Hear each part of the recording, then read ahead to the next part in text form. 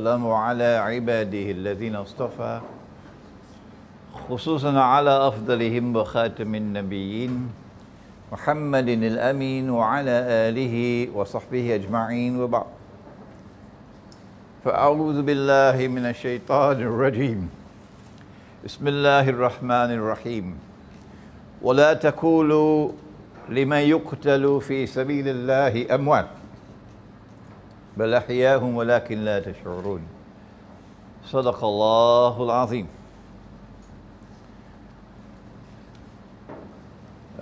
Brother Saqib, Brother Justin, brothers and sisters in Islam, it is indeed an emotional moment.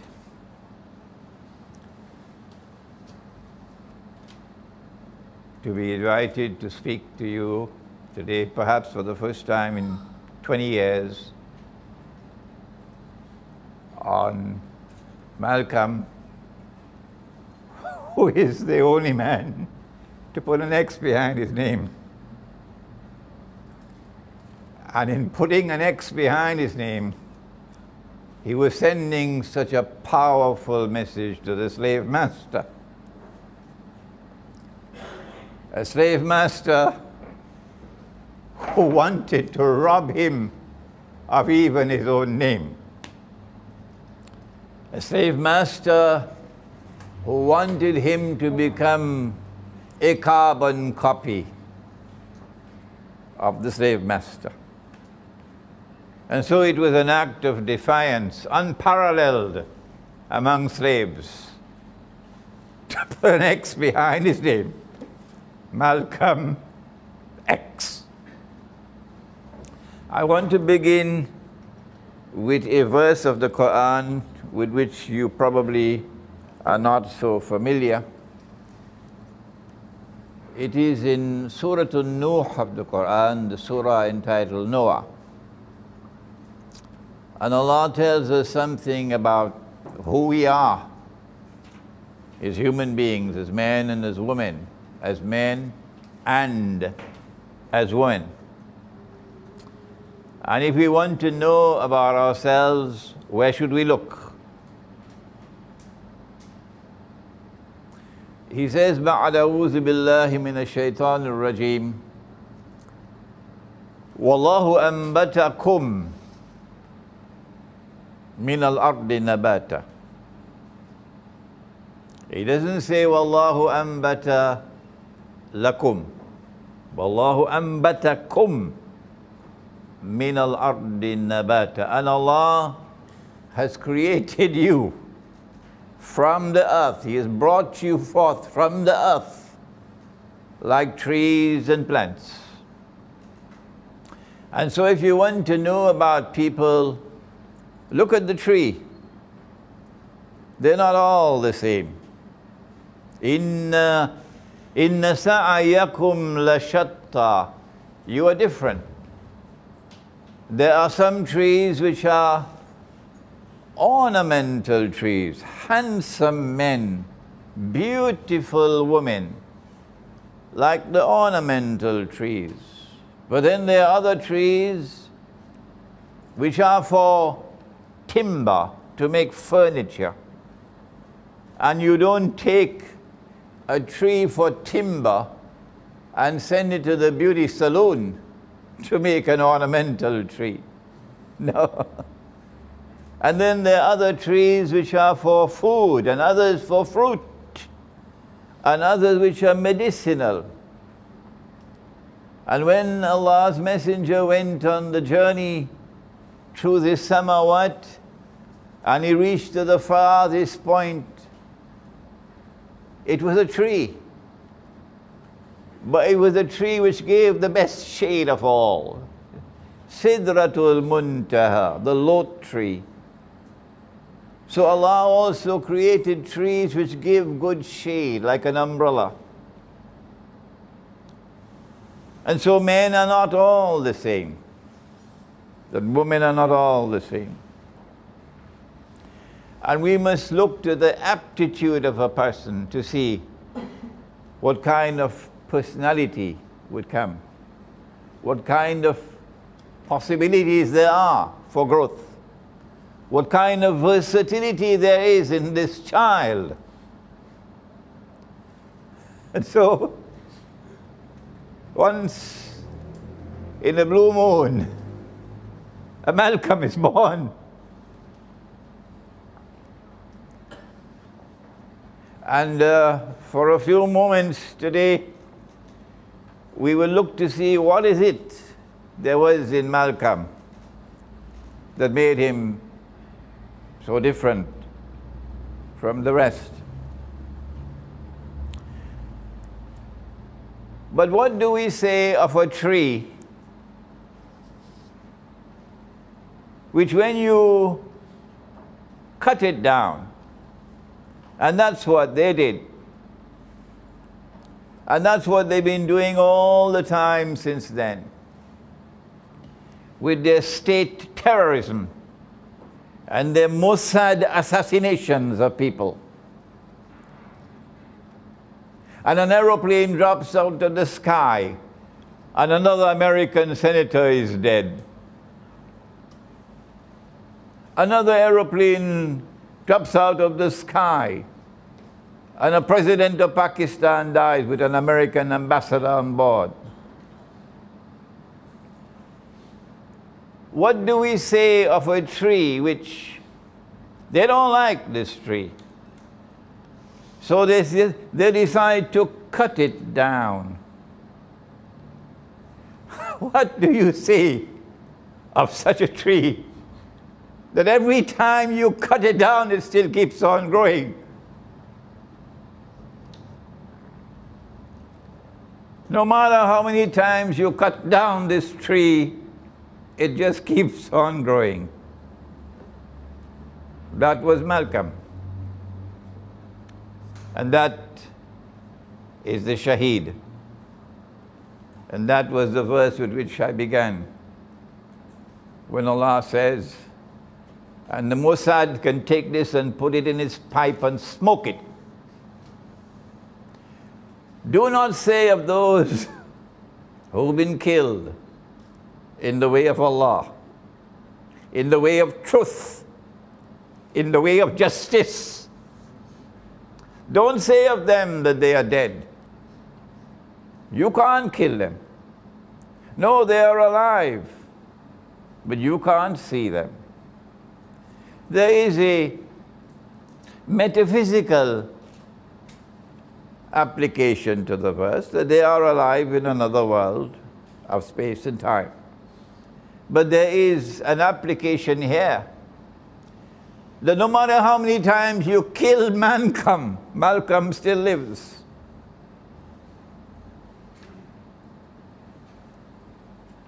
Because the truth for which he lived and died lives on.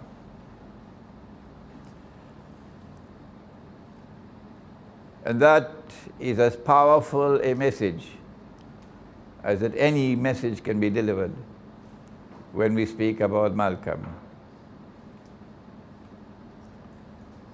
It was September the 22nd of 1995. This is my book, Signs of the Last Day in the Modern Age. And there is an essay in this book on Malcolm X. And I couldn't remember the date, and then I remembered that this essay was there. And I went to the essay and I found it. It was September the 22nd, 1996, sorry. And I was invited to be one of a panel of speakers to address a subject beyond Malcolm X, the future of Islamic leadership in North America. And the program was held in Midtown Manhattan. I had arrived in New York a few years earlier, and my profile was quite high in the tri-state area. But wherever I had gone to speak, I was always speaking about Malcolm. So the African American imams were curious. Who is this fellow? Well, they don't say fellow, they say guy. Who is this fellow from the Caribbean island of Trinidad? And he's always talking about Malcolm, Malcolm, Malcolm. And word finally reached Malcolm's wife, Betty Shabazz, Dr. Betty Shabazz. So I was invited to address the gathering together with 3 other scholars, one of whom was Palestinian, one of whom was an African-American imam, and I can't remember who was the 4th. And Betty Shabazz was invited to come and listen. When I arrived at the hall in Midtown, Manhattan, I was escorted to meet with her, Malcolm's wife. She was sitting at the back of the hall, behind everybody else. And as I was introduced to her, I got scared because she didn't smile. Her face was very stern. So I was very uncomfortable. And then she explained that I'm sitting at the back so I can listen to you better. So I knew that I'm going to be tested tonight. And I began my address by saying that Malcolm lived for Allah, and that Malcolm died for Allah. And that's the future of Islamic leadership in North America. We need men with backbone, men with commitment, men who would live for Allah, and men who would be prepared to die for Allah. And then I went on with my address until I made a mistake. I pointed out that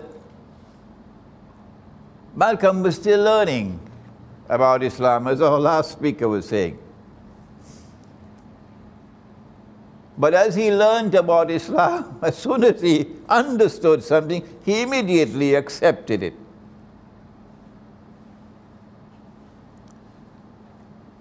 And one of the biggest problems of all of the world in the age of Malcolm, and since then it has been growing, has been the problem of riba. This is poison. Once you are injected with riba, it paralyzes you as an individual, as a nation, as a civilization. And you're incapable of fighting back because you are paralyzed because of riba. It is a new form of slavery. So I said that Malcolm did not understand the subject of riba. And the evidence is there in the autobiography that Alex Haley wrote. He dictated to Alex Haley, and I wish we could get those tapes. And then Alex Haley wrote the autobiography. That when his house was firebombed 1 week before he was killed, he went to Alex Haley and he got an advance to use as a down payment to get a mortgage to buy a house. Everybody buy houses that way, with riba, with bank loan and interest. And here is evidence that Malcolm did not know the subject of riba. Because if he had known it, he would never have done that. When the program was over, Betty Shabazz was invited to come forward and speak. And she took her time to walk forward. Oh, she walked forward very slowly from the back of the hall, and my heart is in my hand like that. What is she going to say about me? Because she'd been hearing about this fellow from the Caribbean, only talking about her husband. She came up to the platform, took the microphone, and began by her address by looking directly at me. The Imam said, "My husband lived for Allah." The Imam said, "My husband died for Allah." And the Imam is correct. I said, Alhamdulillah. But then she looked at me and not at the audience. "But Imam, he didn't sign the contract."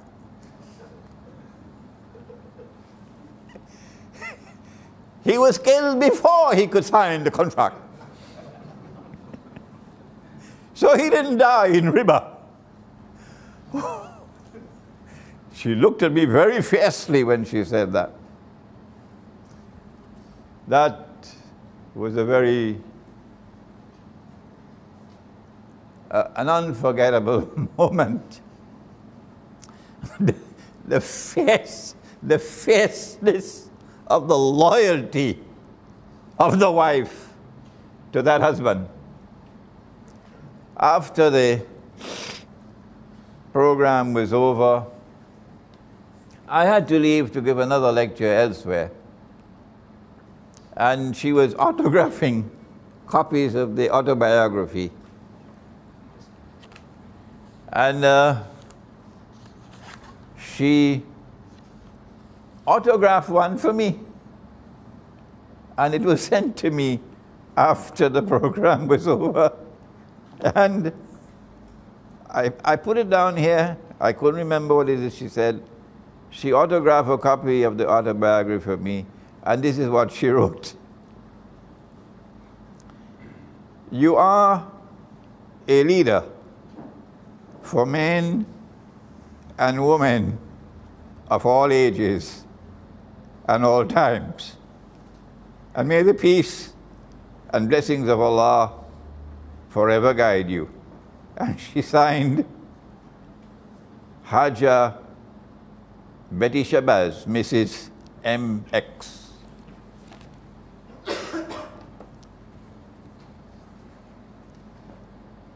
A few months later, she died. So I met her only once alive.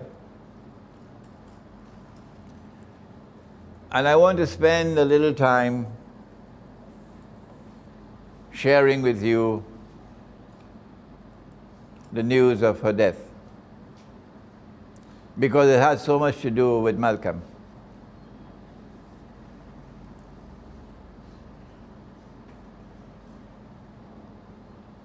Betty spoke publicly, and it was published, that she accused Louis Farrakhan, but they called him Minister Louis Farrakhan. She accused Louis Farrakhan of responsibility for her husband's murder, assassination. She did it publicly. And when she was questioned about it, she said, but it was common knowledge. And the members of the Nation of Islam even boasted about it. And when Louis Farrakhan was questioned, he said it. No, I think he did it in a public lecture. He was a traitor. And if we dealt with traitors the way we did, what's that problem to you? So we considered Malcolm to be a traitor, and we dealt with him the way we deal with traitors. And so the children, he had 6 daughters, 4 of them were already born by the time he died. And 2 more were born after his death. They were twins. She was pregnant when he was killed. So in all 6. The first daughter was Ata'Allah, and the second was Qabila. And then there was Jamila, there was Malak or Malaka, and I can't remember the names of the other 2. Because she publicly accused Farah Khan of her husband's murder, it was there embedded in the hearts of all the daughters.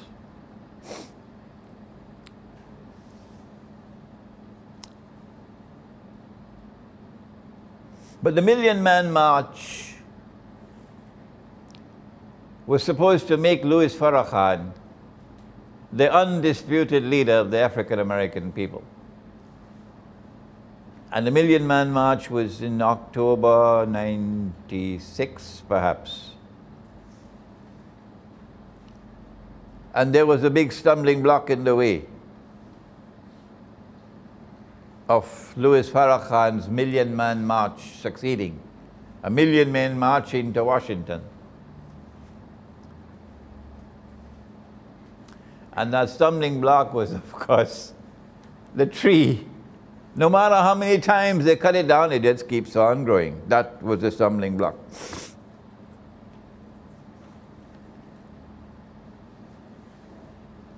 And when you are capable of connecting the dots of history,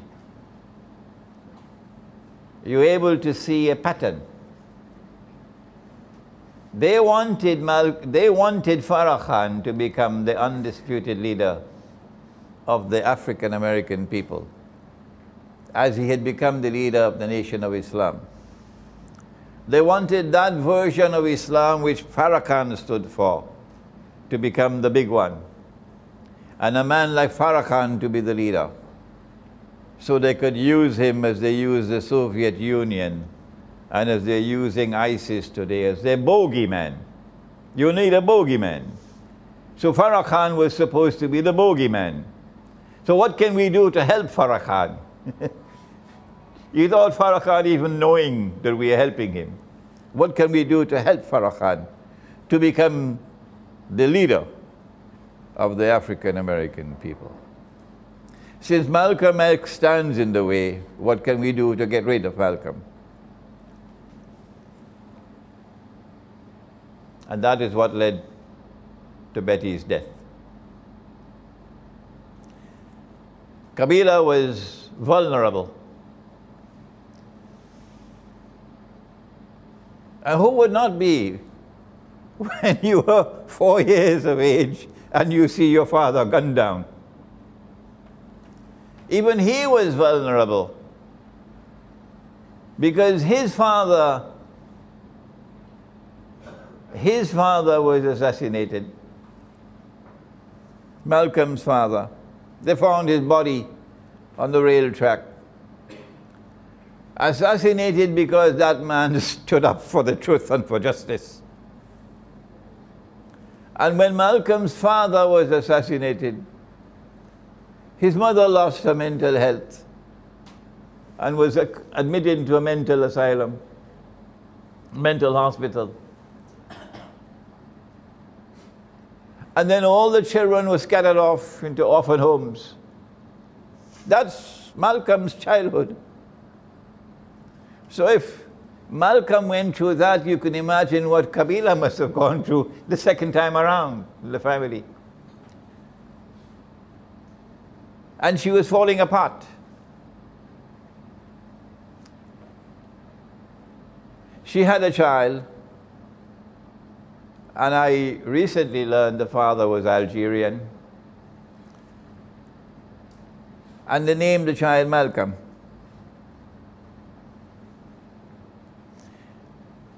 But Qabila's relationship with the Algerian was very short-lived.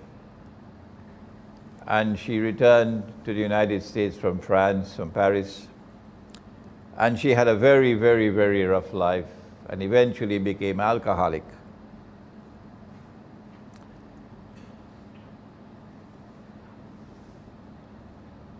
and hence was vulnerable.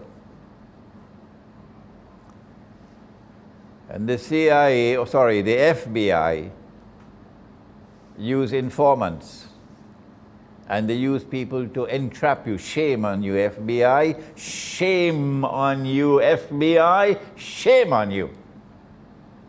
To send people to entrap you. And that's what he did. She thought he was in love with her. And together they made a plan. And he recorded it to assassinate Farah Khan.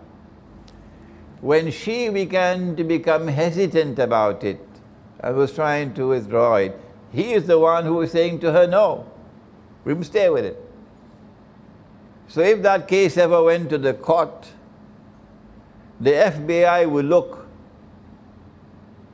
terrible, terrible, if this case ever went to court.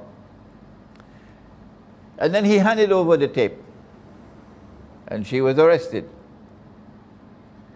And she faced 90 years in prison and about $2 million in fines for conspiring to assassinate. This was a bumper crop now, like what happened in France a few days ago. It's a bumper crop. You can benefit a lot from this. And so now Betty is vulnerable. The Million Man March is around the corner. We need to get this tree out of the way that is standing in the way. Malcolm.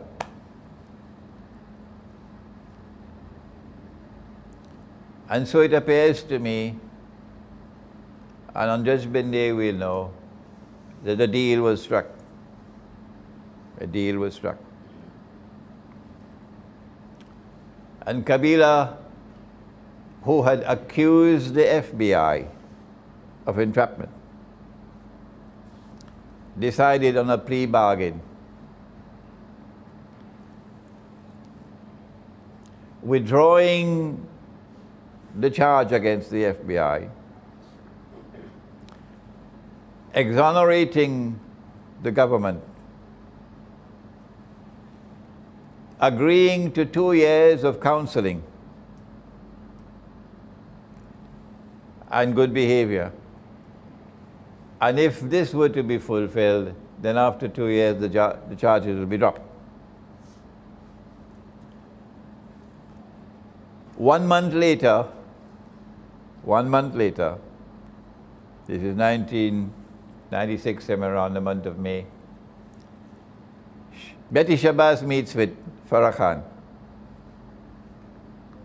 in public in Harlem, shake hands with him. And Betty agrees to speak at the Million Man March. I connect the dots,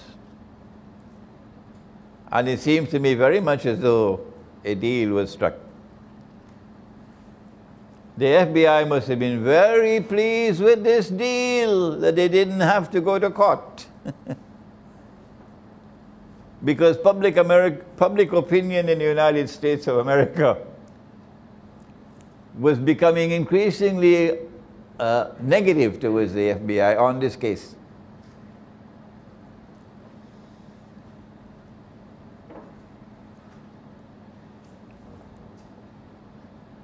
When Kabila had to go to the counseling for 2 years, the court ordered that her son, Malcolm, would stay with his grandmother. And she is in New York, Kabila is in California. The son is not only vulnerable, the son is lost. It's tragedy after tragedy after tragedy after tragedy. And grandma is too strict with him. So something snapped. Something snapped. He was just 12 years of age. And one day, while grandma was out, he took kerosene or petrol and he poured it from the front door of the house, the carpet, to the back. and waited for Grandma to come. And as she entered the home and she's walking along the carpet, he waits and then he strikes the match. And she's engulfed in the flames and suffers 80% burns all over her body. My wife and I rush to the hospital. And we meet all 6 daughters there. And for 3 weeks she lingered on until she died.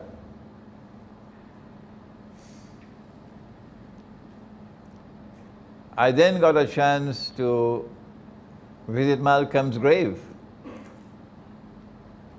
They had him buried far away from Brooklyn and from Harlem, so that nobody will ever go to his grave. There were limousines which took us after the Salatul Janaza at the masjid in Lower Manhattan, Upper Manhattan. And when we went to the cemetery about 1 hour's drive away, for the first time I'm looking at Malcolm's grave. The same Imam who had led the Salatul Janaza for Malcolm led the Janaza for Betty. But before the body could be lowered into the grave, the daughters asked me to recite from the Quran. After the burial was over, Kabila then called me aside and asked me and my wife Aisha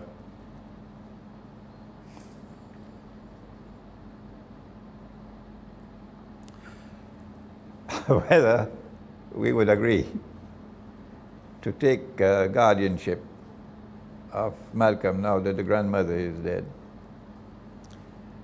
So the court would have to appoint someone else.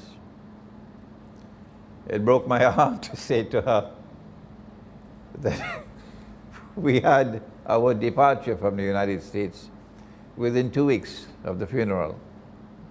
We would not be in the United States. We had to go for an interview in Trinidad for the US immigrant visa, the green card.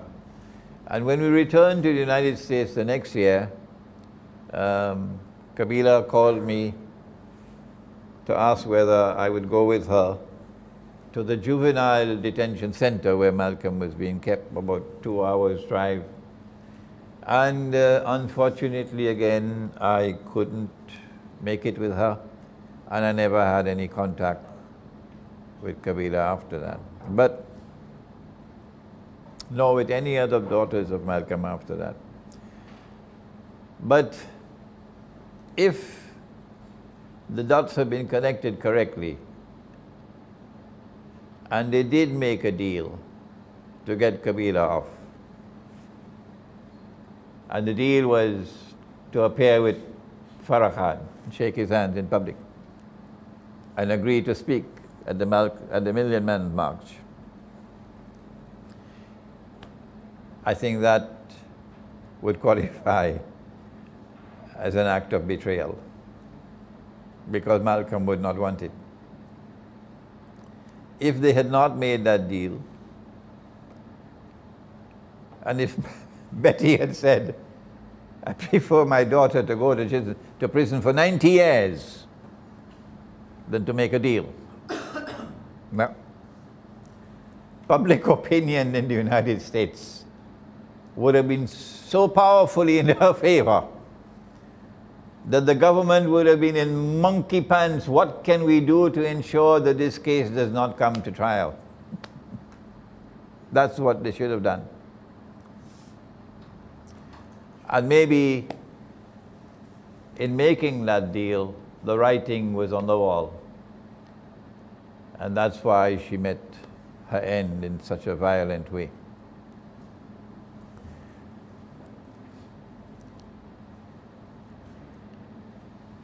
When Allah blesses a man or a woman with nur,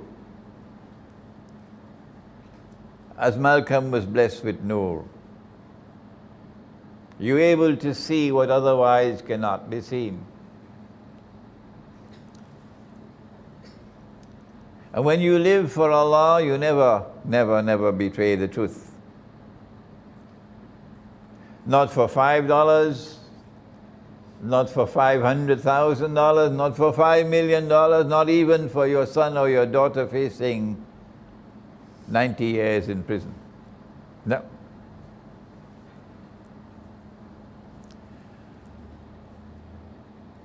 The reason why Malcolm remains today the most powerful of all examples of leadership is because I don't know whether he even knew of the verse of the Quran,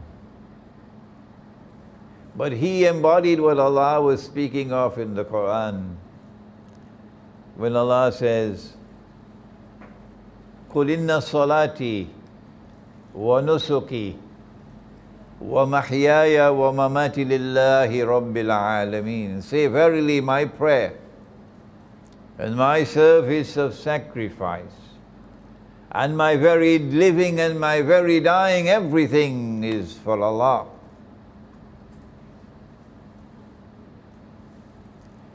So the head which bows in worship with Allah, before Allah, will not bow, will never bow to the slave master. Never. One of the most powerful lessons that Malcolm ever taught me. I was also a teenager once upon a time, you know. And I was also inspired as I was 19 and 20. When Malcolm spoke about the house slave and the field slave, and I wish the governments which now rule over the world of Islam would stop for a moment to study the subject of what's the difference between a house slave and a field slave.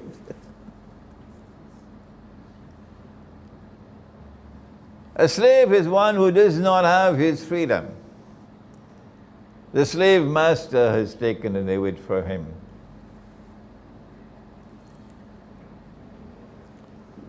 The house slave is the one who identifies with the slave master.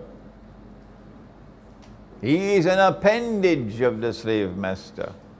He lives in the slave master's house. He cleans his shoes. If the slave master is ill, Malcolm says the slave will come to him and say to the master, we ill, identifying himself with the slave master. We got a lot of them today in the world of Islam. Their Qibla is in Washington. I better stop there and not say anything more. I could get into difficult explanations, so let's stop there. Their Qibla is in Washington. We sick, we ill, slave, house slave. He is externally a slave and internally a slave as well. He has been colonized. Even in his mind and in his heart, he has been colonized.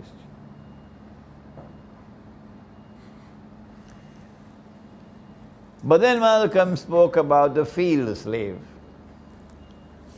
who may be externally a slave, but internally he's not a slave. Internally he is still a free man.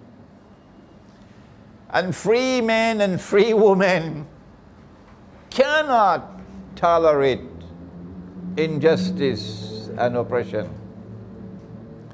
Only field slaves will submit to injustice and oppression. A free man will never submit to injustice and oppression. And that's the field slave. Yes, I am a slave, but internally I'm free. And because he has zero tolerance for injustice and oppression, he hates the slave master. And he hates the system of slavery and oppression. And so the slave master is scared of him. He's dangerous. Malcolm would say about the field slave, if the slave master's house is on fire, the house slave will be running for water to try to extinguish the fire. But the field slave will look at it and say, let it burn. Let it burn. That's the difference between a house slave and a field slave. And Islam, the message of Islam came to give us men and women who would have internal freedom within them, who cannot be colonized, who cannot be enslaved internally, and who therefore would have zero tolerance for injustice and oppression, and who would hate the slave master and hate the system of oppression and enslavement, and who, when the slave master's house is on fire, they say, let it burn, let it burn. This is Malcolm's legacy to us. And this is what we need today. Because the slavery that he had experienced in his lifetime is now even greater. I have to bring my talk to an end, but I cannot do so without bringing some eschatology into the discussion. It's not enough to say that Malcolm had courage, and that's what we need. That Malcolm had integrity. You couldn't buy him. No, he was not for sale. And that's what we need. It's not enough for me to point out to you that I did briefly that Malcolm had insight. He could see what so many others could not see. And that insight comes only when you have courage and you have integrity. That Allah blesses you with nur. But it's more than that.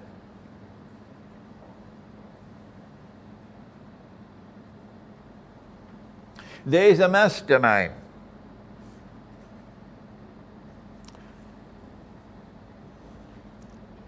whose goal is to rule the world from Jerusalem.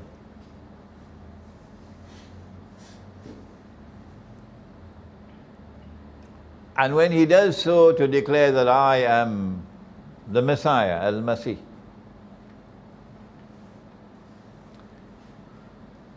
And the capacity to connect the dots of history will allow us to understand the emergence of Britain as a ruling state in the world, Pax Britannica. If Malcolm were present here today, oh, he would love this part of the lecture. Because he had a passion for understanding the world. And there was no one in that time who could explain this to him. None.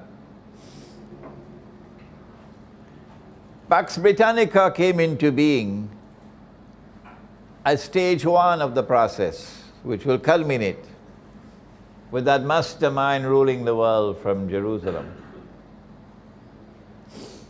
Pax Britannica was the leader of the old world. the concert of Europe and the rest of Africa and Asia.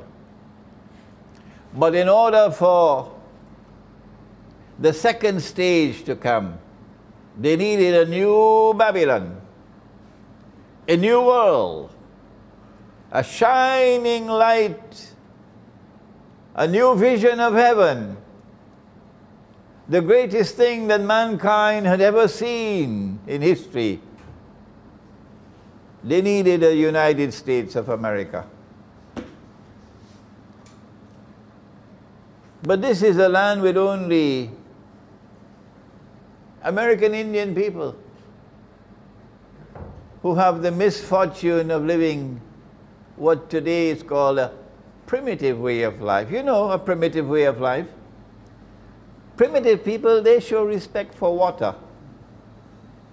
You know, primitive people, they show respect for rivers. And they almost will worship a river, and they love to see the lakes clean and nice and the rivers. You know, primitive people, but we are civilized. We have progressed. We take all our sewage and we pump it into the rivers and into the lakes and to the coastal waters, and that is called progress. So the American Indian people live the primitive way of life. And Surah Al-Kahf of the Quran directs attention to it when Zulkarnain went on his second journey. لَمْ نَجْعَلْ لَهُمْ مِن دُونِهَا سِتْرًا. Allah is so economical in His language. لَمْ نَجْعَلْ لَهُمْ مِن دُونِهَا سِتْرًا. And Zulkarnain, because power rests on the foundations of faith, he had the integrity and the compassion and the wisdom to allow that way of life to remain undisturbed. But he is Karnain, not two horns, no. Karnain means two ages here. And so there is an age which is to come when Gog and Magog will behave the opposite. And the primitive way of life would be destroyed so that a new Babylon, a new heaven rather, could emerge in North America. You can't build it overnight. That's what they did. They built it overnight. What Europe took hundreds of years to build, they had to build it overnight because Pax Americana has to succeed Pax Britannica. And in order to build it overnight, you have to do what Pharaoh did. He built the pyramids with slave labor. And so they had to build America with slave labor. And that's why they had to take Africa out to build America. But who cares about that today? When you leave Egypt and you leave Pakistan to go to heaven, to live the good life in the United States. That the United States was built with African slave labor. Well, those African slaves who become house slaves, we don't have to worry about them. We could put one on television and make her a star called Oprah. We could put others out there and make them boxing stars. We could put others out there and make them musicians and, you know, and they will become entertainment, and they would constitute no threat. But what do you do with the field slaves? We must ensure that they all become Christians. Our version of Christianity, the Western Christian version of Christianity, which says you mustn't grow a beard. The only one who is allowed to have a beard, and a big one like that, and who visits once a year with reindeers flying to the sky is a fellow called Santa Claus. Everybody else, shave off your beard. I'm talking about that version of Christianity. I call it the Santa Claus version of Christianity. Not the other one, which is in Russia. This one wants to make all the world carbon copies of itself, this Christianity, which allies itself with Judaism and makes a Judeo-Christian alliance. And the Quran speaks about it if you have the time to read my books. But that Christianity has not made an alliance with Judaism. The one which still has monasticism, Rahbaniyah. That Christianity does not want to make carbon copies of itself all over the world. No. Orthodox Christianity in Russia and in Greece and in Bulgaria and in Armenia and in Syria and in Egypt, Orthodox Christianity does not have that agenda of transforming all the rest of mankind into carbon copies of itself. When will you wake up? So the African American people must become carbon copies of this version of Christianity, so we can box them in. But there's always the danger of Islam, because Islam was the dominant religion of Africa and we're taking the slaves from Africa. So we must give to them a version of Islam so that the field slaves will be taken for a ride. There are many in the United States, when they listen to this lecture today, are going to be very angry with me. But the truth is the truth. The Prophet ﷺ warned about many Dajjals. He said, Dajjaluna kadzabuna qaribun min thalathin. There would be so many Dajjal, there will be almost 30 of them. Before Mr. Dajjal himself comes along. And they'll all claim to be a prophet. They will all claim to be a prophet. And Elijah was taken for a ride. He claimed to be a prophet. And he said that Allah came in the person of our Muhammad in Chicago, of all places. And appointed him as a prophet. And so was born this version of Islam. But that is only the fun part of it. That's not the serious part. And Louis Farrakhan knows that very well. He's a very intelligent man, incidentally. Farrakhan is a very, very intelligent man. I sat down with Farrakhan one-on-one, he and I alone in the room, for 3 hours. 3 hours. And I knew I was sitting in the presence of a very intelligent man. So he knows where he misses. He knows that's rubbish. The real dangerous part is elsewhere, not there.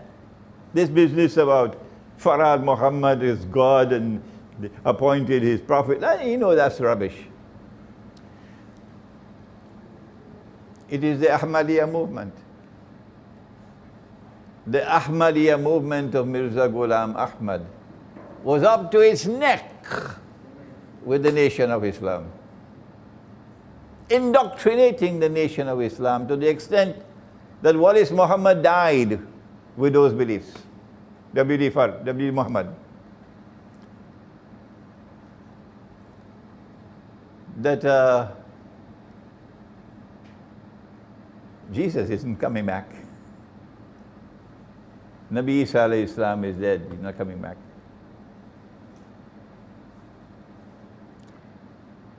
That he, Mirza, was the Imam al-Mahdi. In other words, give them a version of Islam whose eschatology is all rubbish.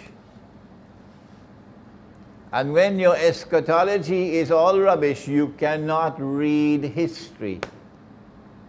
That's what they did with the Nation of Islam.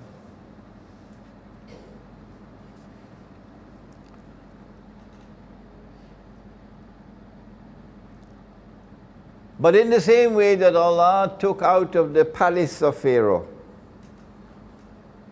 He took a child into the palace, put him in a basket on the river, and the basket went to the palace, and the child was brought up in the palace, who will one day topple the crown of Pharaoh. So too, from within the bosom of the Nation of Islam, Allah brought out a diamond of Malcolm X.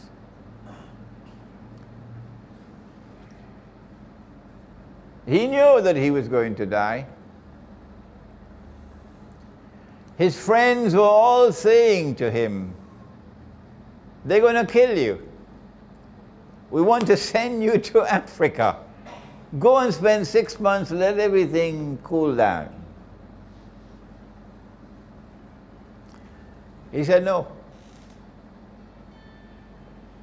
Malcolm didn't run away. He knew he was going to die. And he was not afraid to die. He did, in that short period of time, he did all that was needed for him to do. To set an example of defiance. Defiance against the oppressor. That they can do what they want. They can pull off all the false flags that they want. But the truth will always triumph. We just had a false flag in France 2 days ago. My anticipation is the next one is going to be in Germany. This one was intended to mobilize French public opinion to ensure that the government of France is stuck. The government wants to get out of the sanctions against Russia. I think the German government is also beginning to think the same way. So their plan is to get public opinion to ensure that the government cannot move in that direction. So this is not going to be the last false flag, the one that they just had in France. There are others coming. But when you have someone like Malcolm, you would know that no matter how many false flags there are, no matter how many nations of Islams there may be, with how many Elijah Muhammads they have, no matter what they do to try to make Farah Khan the new Messiah, the new messenger, that the truth will always triumph if you stay on course. That they can kill a man as they killed Malcolm, and some of us might also be killed, but they cannot kill the truth. I pray that from amongst you who are here today and those outside who will listen to this talk, that Allah will put into your hearts that love for freedom, that you ensure that you never internally colonized and internally enslaved, that love for justice,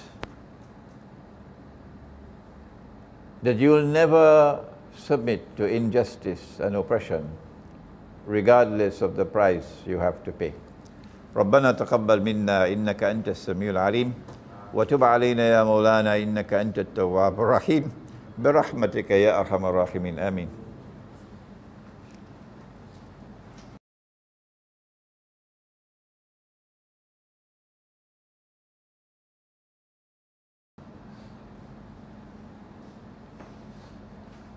Assalamualaikum warahmatullahi wabarakatuh.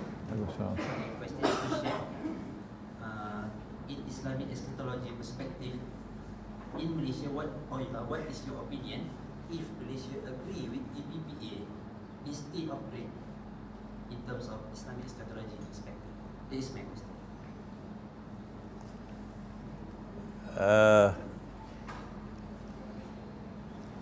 if Malaysia chooses to remain with the International Monetary Fund and the monetary system of the petrodollar monetary system and does not lend its support to BRICS, what will be the implications for Malaysia? I gave a lecture last night in which I answered the question in Shah Alam.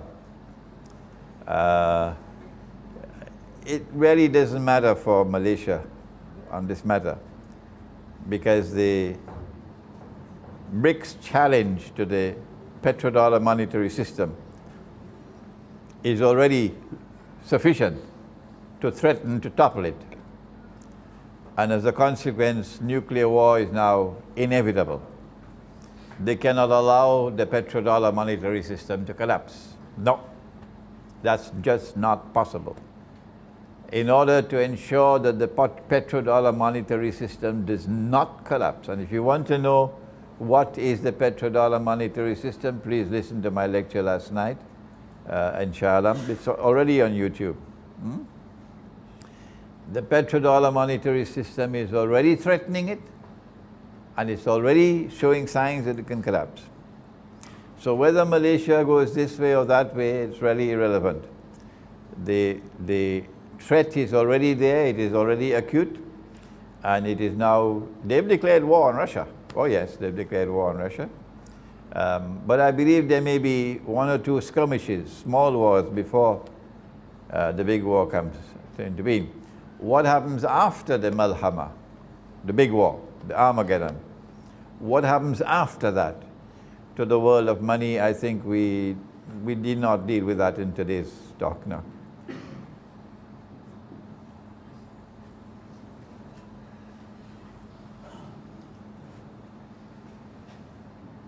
Sheikh. I've come from overseas, just like I did last time, from the university on 16th October. Oh, okay. At your university. Okay. University. Where do you come from? Singapore. Oh, Singapore. Okay. Pakistani origin, if you remember. Anyway, I've got two questions. My first question is that.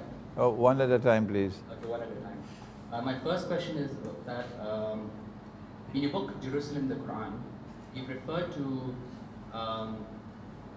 the suicide bombers as shuhada, and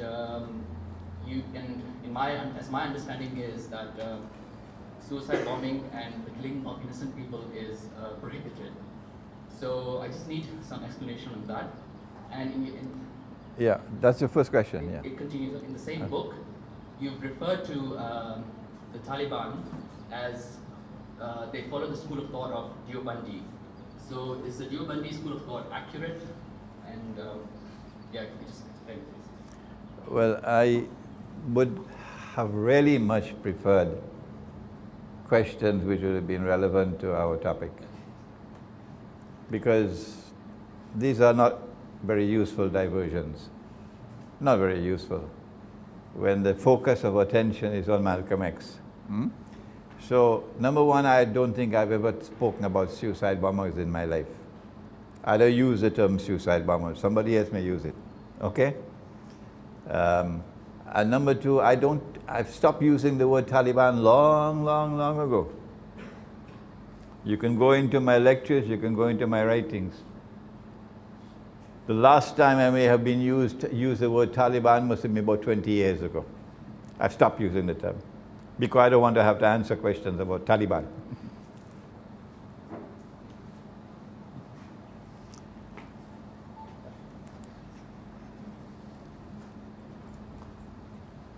Please try to ask questions which will be relevant. Assalamualaikum warahmatullahi wabarakatuh. My name is Imran Hosein from Indonesia, Jakarta. MashaAllah. Sorry, Sheikh. Maybe my question out of context, but still compatible with akhir zaman. I have heard many topics from you, from your lecture. Here I want to ask you about your opinion in the topic, the return of Nabi Isa alayhi salam. Your explanation is very interesting, especially from ayat al-Quran which explain Nabi Isa that Allah said, "A'udzu billahi minasyaitonir rajim."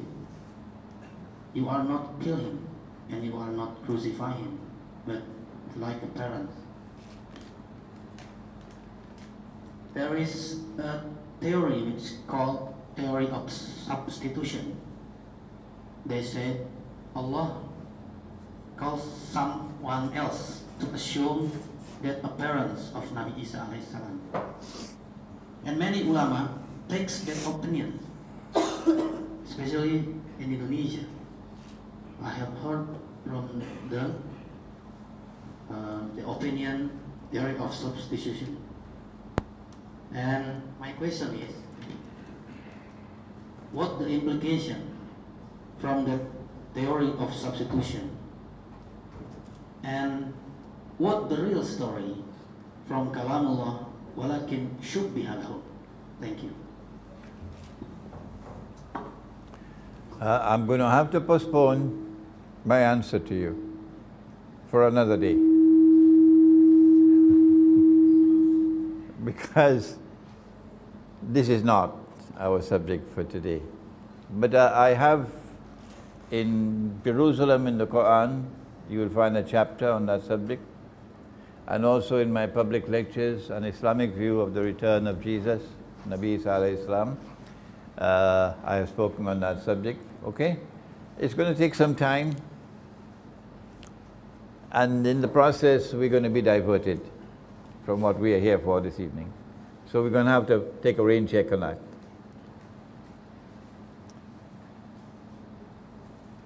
The remaining questions. Sami.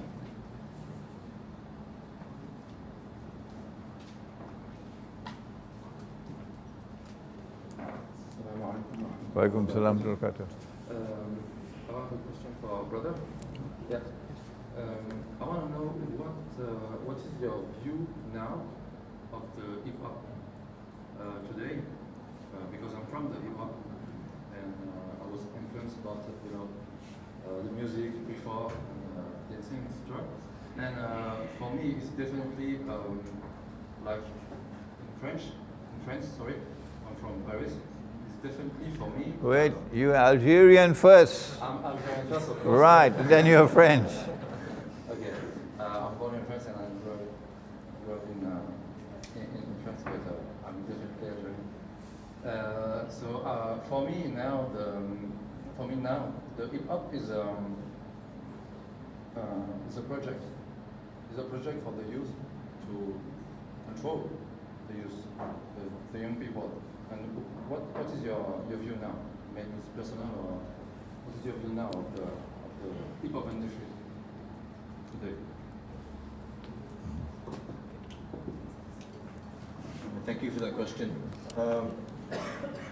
I don't really have an opinion on the hip hop industry so much because I don't think I'm a part of it. I've been making and performing hip hop music since 1999, but alhamdulillah, I don't think I've ever been caught up in the industry side of it so much. As in, I've never been signed to a label because no label will want me anyway.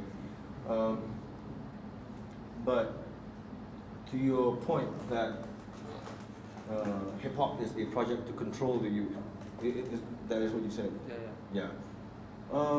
Hip hop, just like any other art form or any other craft or any other skill that you pick up, it's a medium, I think. And in fact, if you look at the history of hip hop, I think it started in 1973 not as a tool for others to control the youth, but for the youth to control their own lives, as in to express themselves, to have a political voice. As in, when it first started, people have this idea that hip hop started whole music. I mean, in whole, everything was there: the music, the DJs, the b-boys. But I think it started from graffiti, and it was a series of signatures all over the city, letting people know that no matter how oppressed I am, no matter how disadvantaged I am, and no matter how marginalized my community may be, I still have a voice, and you are still looking at something that I wrote on the wall, and asking what does this mean, and that was the start of it. Of course, I mean, now that hip hop is 42 years old, yeah, more or less, 2015. Yeah. It's 42 years old, and of course, it has been co-opted in many ways, in many situations. Like you said, the industry is what it is. You know, of course, it's show business, but business comes before the show. Yes, just like any other art form, and just like any other musical genre, or you know, any kind of content you see in the media, people are using it for negative purposes. But as members of the hip hop community, as young people, because hip hop is by definition a young person's game. I'm about to be disqualified from it very soon. You have to take control of it. It's a tool. I mean, it's a car, or it's a hammer, or it's you can drive your car to the mosque, or you can drive your car to the nightclub. And that's how I see it personally.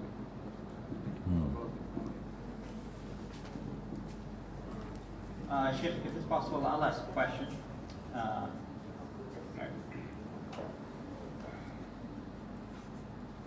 Assalamu alaikum, Sheikh. Salam. There were three major students of Elijah Muhammad. There was Malcolm X, who broke with Elijah Muhammad. There was also Farrakhan, who remained loyal to Elijah Muhammad. And there was also Imam Muhammad, who broke with Elijah Muhammad, and the one that Malcolm X had the most respect for and went to for counsel. I want to find out, what are your thoughts about Imam Muhammad and his works?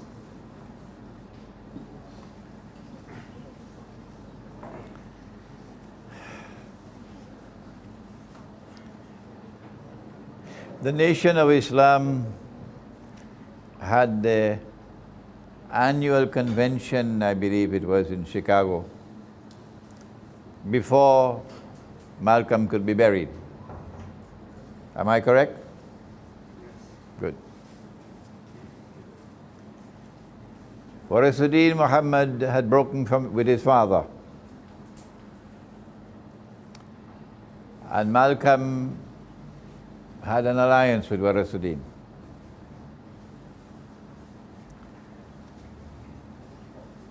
When Malcolm was assassinated, Warisuddin went back to Chicago, and he was put on a public platform to beg for forgiveness and to be accepted back into the fold. Before Malcolm could be even buried, before Malcolm could be buried, he betrayed Malcolm. These are not uncharitable words to him, not at all. These are facts. And who knows which of us would have had the courage to stand up with Malcolm after what had happened to Malcolm. Okay? So he went back to his father and he sought forgiveness, even knowing that the reasons for which he broke with his father and for which Malcolm broke with his father were valid reasons.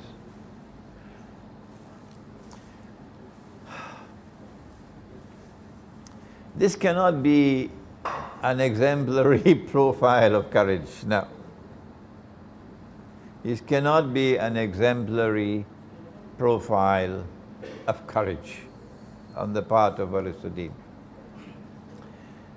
He went on after his father's death to lead the movement and to attempt to create a new North American fiqh, North American school of law. Islamic School of Law, which lacked an understanding of what was the master plan of the slave master really. That you cannot stay within the corporate world of riba and carve out a niche for yourself of business success. Our last speaker is a graduate of the MIT, so he knows what I'm talking about. He was also born in the island of Trinidad in which I was born. You cannot seek to carve out of that corporate world built by riba a niche for the African American people of business success. No, it shows a lack of understanding of the system of riba which the slave master had given. And this was a weakness in the intellect and the knowledge system of Warisuddin Muhammad. Nor did I ever see in him and in Farah Khan and in the Nation of Islam since then any understanding at all up to this day of the very defective eschatology that they had got from the Ahmadiyya movement. I don't want to speak uncharitably about the man. Allah has called him away from this world. And there are millions of people, of African American people, who still have very, very sympathetic views about him. So I want to confine my remarks to these three things. Number one, that this is not a profile of courage that impresses me. That before your friend Malcolm, your brother Malcolm could be buried, you abandon him and run back to your father and beg for forgiveness. Number two, that you cannot carve out from the riba world of corporate business a niche for the African American people of business success and hold that as a model, when rather you should be attacking the system of riba and offering an alternative to it. And number three, that the eschatology that Warisuddin Muhammad had all through his life, and Malcolm and Farah Khan still has, and Elijah had, was taken wholesale from the Ahmadiyya movement of Mirza Ghulam Ahmad Qadian, and it is totally corrupted and defective. And they should come to our eschatology to understand what is proper eschatology in Islam.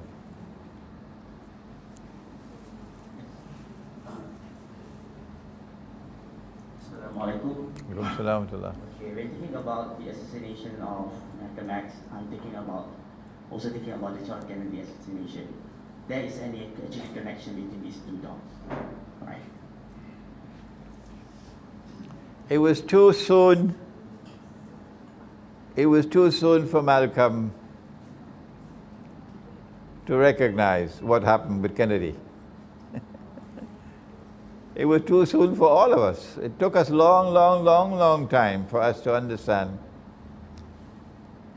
that in the same way some of the aeroplanes have been falling out of the sky, and inconvenient senators in the US Senate are killed and assassinated, and King Faisal of Saudi Arabia is gone, and Zulfikar Ali Bhutto is gone, and Ziaul Haq is gone, and so on.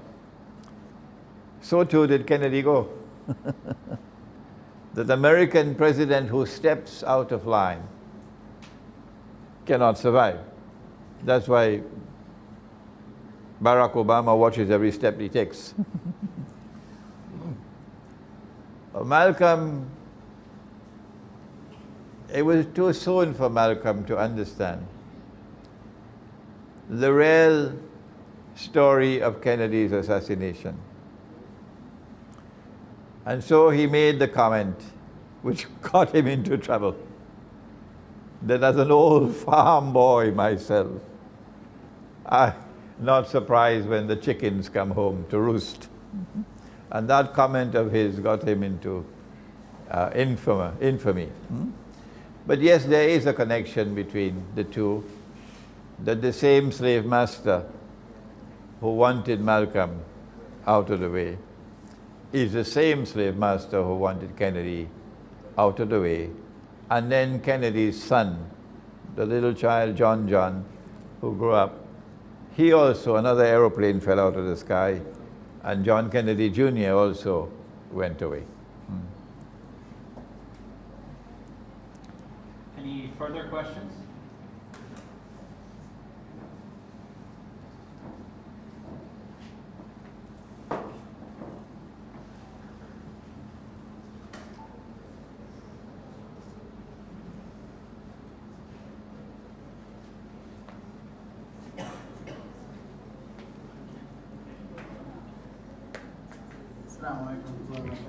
I wanted to ask about the topic about the influence of Malcolm X on the hip-hop industry. During your presentation, you gave a few examples of rappers who had different names. Little Wayne, Kanye West, never changed his name. And I just didn't see any connection between the changes that were made in Malcolm X's life and these superficial names, these stage names that these rappers made. Like, I'm from America, I live there. I mean, Malcolm X went to jail and developed as a human being. And, you know, he had a historical awakening, and he changed his name. These people got signed by a record company, and then they created a stage name. So I really didn't see the connection. I don't think Lil Wayne was inspired by Malcolm X to become Lil Wayne. I don't know. Maybe you know something I don't know, but I don't think that's a fair connection, because we're talking about one person that's developing and another person who's pretty much degenerating. Right. Okay, and then visibly.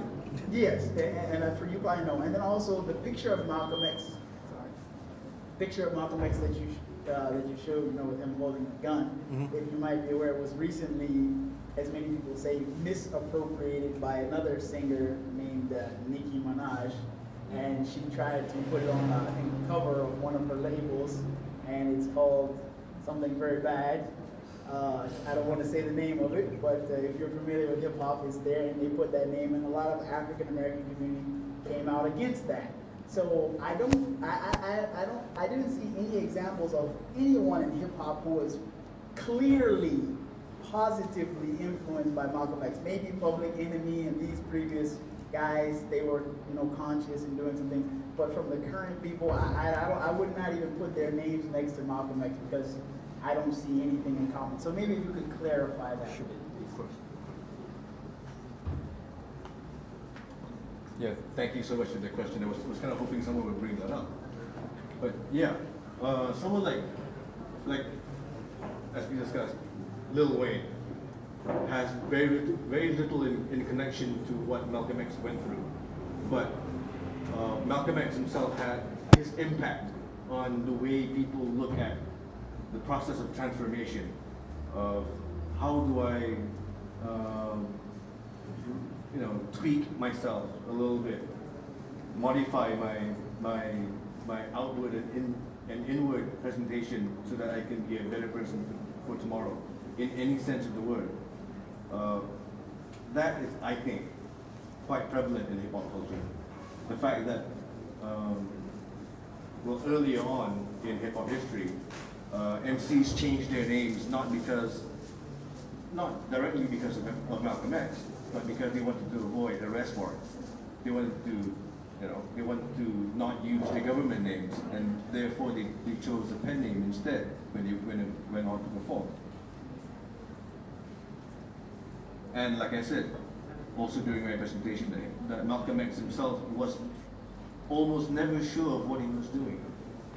He just kept on trying to see what fit and how things would be different for him were he to do something different. Would he become a different person?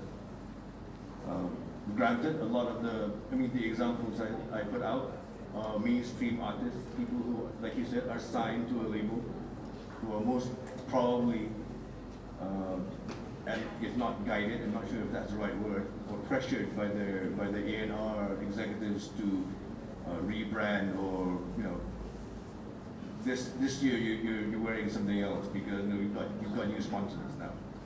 But yeah, that concept of reimagining yourself, especially in hip hop culture, owes a lot to what Malcolm X went through, for better or for worse. His decision to constantly reinvent himself inspired a lot of people in hip hop culture to do the same. Whether for good or for ill, that's not for me to judge. I mean, that's on each and every individual. If you want to reinvent yourself, if you want to rename yourself, as I did. I mean, Words Manifest is my third MC name. The first two were not so good, which is why I don't use them anymore. But yeah, I mean, you don't have to get it right the first time. I mean, I think that's one of the major lessons that Malcolm X taught us. Just keep trying. Thank you. At this point, are there any further questions? No. Okay, we'd just like to thank both of our speakers and just for their thoughts, and hopefully, inshallah, through the program, you've got a bit of insight on an individual who still has a big impact for all of us, and someone who I hope you'll take some steps to explore further. We have the autobiography, a copy there, so you can just look, and but do try and get your own copy as well. At this point, before we break, just one reminder of an upcoming event that Unriba will be doing. It's called Understanding Money. It's a 3-part series, lecture series that will be held at UIA, and the details are in the flyer available near the registration counter. And the basic idea of the Understanding Money lecture circuit is to look at money as more than just a tool of exchange, a medium of exchange, but what Islam actually says about money. What are the standards that we should be using as money? And it really explores the topic in depth, but from an introductory level. So for those of you who are unfamiliar with the topic of what money is, this will be a very good opportunity to learn the basics. And if you can take a flyer here, it'll have the information. To register, similar to this program, you just have to email unriba@gmail.com, and we'll process your registration. And that begins on the 14th, which is Wednesday, and the other parts of the series are on the 21st and the 28th. And before I split, I'd just like to remind those of you who haven't signed your name in for the registration to do so before you leave, and just enjoy some savory snacks as well. And I think at this time we'll break for Salah. So we'd like to thank you all again for your participation in this event, and inshallah we'll see you at future events as well. Thank you. Assalamu alaikum. Wa alaikum salam. Thank you so much for